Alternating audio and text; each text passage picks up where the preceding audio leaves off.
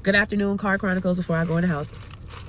So I want to talk about the education system a little bit. This is for parents who need more understanding, maybe from a different perspective, and then maybe people who work in the education field can benefit with what I'm getting ready to say. There is a clear difference between a child with behavior issues and a child with disabilities.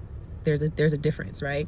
And it's already bad enough education suffers when it comes down to paying what they need to pay, but we're not gonna go there. But having the proper fund, they're limited on funding on the depth of resources that some of these kids need.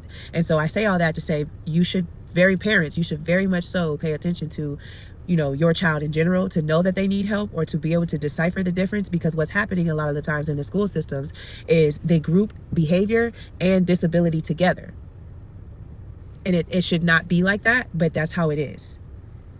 And so you may have a child that you're struggling getting through the school system because first of all, we don't have the time, if anybody that works in education, to sit there and, oh, it's this for this one, it's that for that one. There's so many kids. And this is why it's important for you to pick the proper school for your kid.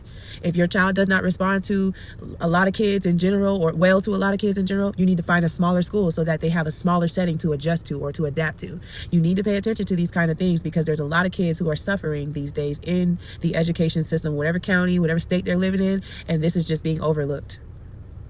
It's especially if the school is a smaller school or is in a smaller town.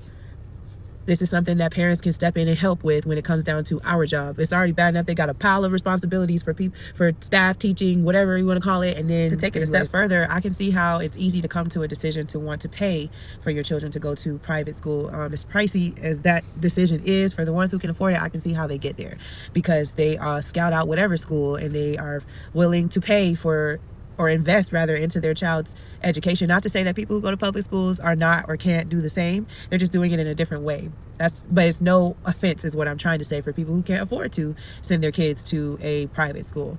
I just want the difference, right, between behavior and disability to be clear. But I got to go.